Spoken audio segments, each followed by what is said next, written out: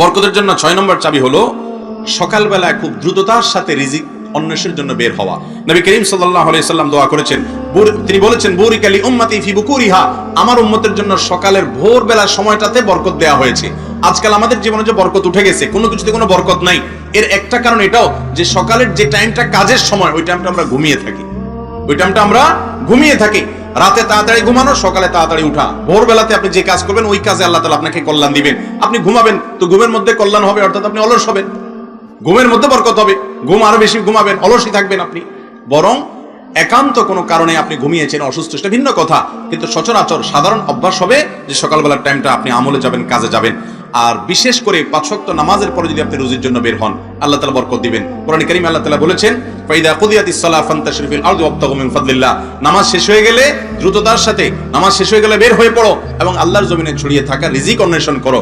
নামাজের পরে রিজিক অন্বেষণ করতে বের হবেন বিসমিল্লাহ পড়ে এবং দোয়া পড়ে বের হবেন, আল্লাহুম্মা ইন্নী আসআলুকা মিন ফাদলিক, আল্লাহ আপনার করুণা তালাশ করতে চাই, আমি আপনার করুণা তালাশ করি, করুণা প্রার্থনা করি, তার মানে আমি রিজিক চাই আল্লাহ। এটা দোয়া করে বিসমিল্লাহ পড়ে বের হবেন।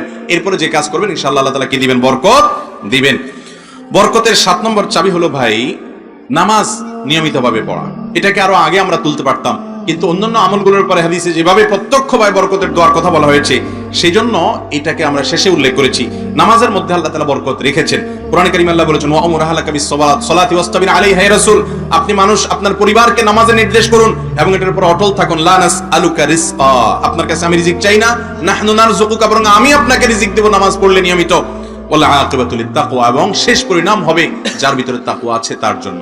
এজন্য জিন্দেগিতে বরকত নেমে আসার আশায় আল্লাহ তাআলার কাছে সালাত আদায় করতে হবে। নামাজ জীবনে বরকত নেমে আসে। আপনার কোনো অসুবিধা হচ্ছে, 2 রাকাত নামাজ পড়েন, 2 রাকাত সালাতুল হাজাত পড়েন, লম্বা কেরাত দিয়ে, লম্বা রুকু দিয়ে, সিজদা দিয়ে নামাজে দাঁড়িয়ে যান। 5 ওয়াক্ত নামাজ নিয়মিত ঠিকঠাক মতো আদায় করেন, ইনশাআল্লাহ আপনার জীবনের সবকিছুতে বরকত নেমে আসবে। নাম্বার 8, আল্লাহর উপরে ভরসা করা, যথাযথ রূপে ভরসা করা। এই সম্পর্কে নবী করিম সাল্লাল্লাহু আলাইহি ওয়াসাল্লাম হাদিসে আসছে, তিনি বলেছেন, লা তাওয়াক্কালতুম আলাল্লাহি হাক্কা তাওয়াক্কুলিহি, তোমরা যদি আল্লাহর উপরে যেভাবে ভরসা করা দরকার এরকম পূর্ণ আস্থা রেখে তাওয়াক্কুল করতে পারো, লা রাযাকাকুম কামা ইউরযাকুত তায়র, তাহলে আল্লাহ তাআলা তোমাদেরকে এমন রিজিক দিবেন পশু পাখিকে যেভাবে আল্লাহ তাআলা রিজিক দিয়ে থাকেন। এবং এই তাওয়াক্কুলের আমলটা আমাদের থেকে আজকাল হারিয়ে গেছে। আমরা আজ এত বেশি বস্তুবাদী হয়ে গেছি, বস্তুর প্রতি এত আস্থা, মানুষের প্রতি এত ভরসা, আল্লাহর প্রতি আমাদের ভরসা এতটা নাই। কারোর যদি কোনো উসিলা মাধ্যম থাকে তাহলে সে নিশ্চিন্ত হয়ে যায় যে অমুক আছে তমুক আছে, আমার আর কিছু হবে না। কিন্তু একজন ইমানদারের সবচেয়ে বড় ভরসা হবে যে আমার আল্লাহ সবকিছু দেখছেন এবং হাসবি আল্লাহু ওয়া নি'মাল ওয়াকিল, আল্লাহ আমার জন্য যথেষ্ট, তিনি আমার পক্ষ থেকে আমার সবচেয়ে কল্যাণের ফয়সালা করার জন্য তিনি যথেষ্ট, তার চাইতে আর বড় কোনো ভরসার জায়গা আমার হতে পারে না। এই জন্য তাওয়াক্কুল এটাও একজন ইমানদারের জীবনে বরকত এনে দেয়। নাম্বার 9, বেশি বেশি করে ইস্তেগফার করা। ইস্তেগফার, আল্লাহর কাছে ক্ষমা প্রার্থনা করা। আপনার জীবনে কোনো অসুবিধা তৈরি হচ্ছে, সাথে সাথে ইস্তেগফার করেন। ইস্তেগফারের আমলটা সম্পর্কে আমি প্রায় সময় বলি যে এই আমলটা আমার জীবনে বহুবার পরীক্ষা করে দেখেছি। কঠিন সময় এসেছে, বিপদ দেয়ালে পিঠ ঠেকে গেছে, ইস্তেগফারটা কন্টিনিউ করতে থেকেছি, আল্লাহ রাব্বুল আলামিন অলৌকিকভাবে, অবিশ্বাস্যভাবে ওই বিপদ থেকে উদ্ধার করে দিয়েছেন। নবী করিম সাল্লাল্লাহু আলাইহি ওয়াসাল্লাম বলেছেন, যে ব্যক্তি ইস্তেগফারকে আঁকড়ে ধরে, নিয়মিত ইস্তেগফারকে আঁকড়ে ধরে, মান লাজিমাল ইস্তেগফার, যে ব্যক্তি ইস্তেগফারকে এরকম ভাবে ধরে যে ইস্তেগফার ছাড়া সে থাকে না, সবসময় তার মুখ দিয়ে ইস্তেগফার, আস্তাগফিরুল্লাহ ওয়া আতুবু ইলাইহি, আস্তাগফিরুল্লাহ ওয়া আতুবু ইলাইহি, আল্লাহুম্মা আনতা রাব্বি লা ইলাহা ইল্লা আনতা, আল্লাহর কাছে ক্ষমা প্রার্থনা করতেই থাকে। এটা যে ব্যক্তি করে সব সময়, আল্লাহ রাব্বুল আলামিন তার জন্য কি রেখেছেন? জাআলাল্লাহু লাহু মিন কুল্লি যিকিন মাখরাজা, সকল বিপদ, কঠিন সময় থেকে, ঝামেলা থেকে বের হওয়ার জন্য একটা পথ আল্লাহ তাআলা তাকে বের করে দিবেন। ওয়া কুল্লি হাম্মিন ফারাজা, যে কোনো পেরেশানি দূর করে দিবেন। ওয়া রাযাকাহু মিন হাইসু লা ইয়াহতাসিব, এমন ভাবে রিজিক দিবেন যে এখান থেকে রিজিক পাবে সে আশাও করে নাই, সারপ্রাইজের রিজিক তিনি লাভ করবেন ইস্তেগফারের মাধ্যমে। এজন্য ইস্তেগফার এটাও জীবনে বরকত নেমে আসার অন্যতম মাধ্যম, বরকতের বড় একটা চাবি। নাম্বার 10, সালামের বিস্তার। বেশি বেশি করে সালামের বিস্তার, ব্যাপকভাবে সালামের বিস্তার। এটা যত বেশি করা যাবে জিন্দেগিতে তত বেশি বরকত নেমে আসবে। বিশেষ করে সালাম যদি পূর্ণাঙ্গ সালাম দেন আপনি, আসসালামু আলাইকুম ওয়া রাহমাতুল্লাহি ওয়া বারাকাতুহু, এর মানে কি?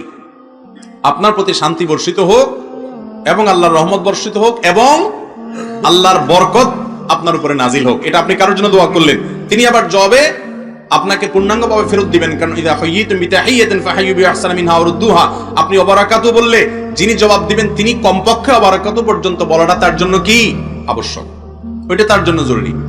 ম্যানার্স, এই জন্য তিনিও যখন বলবেন ওয়া আলাইকুম আসসালাম ওয়া রাহমাতুল্লাহি ওয়া বারাকাতুহু, তখন অর্থটা কি দাঁড়াবে? আপনার প্রতিও শান্তি, রহমত এবং বরকত নাজিল হোক। একে অন্যের জন্য যখন বরকতের দোয়া করে, বিশেষ করে আপনি অন্য কারোর জন্য যখন রহমতের বরকতের দোয়া করলেন, আল্লাহর ফেরেশতারা আপনার জন্য দোয়া করবেন, হাদিসে সাবিত আছে। এই জন্য ভাইরা আমার, বরকত নাজিল হওয়ার জন্য বেশি বেশি করে সালামের আদান প্রদান, বাসা বাড়িতে, পরিবারে, পরিজনে, চেনা অচেনা, জানা অজানা, বড় ছোট সবাইকে গণহারে সালাম দিতে হবে।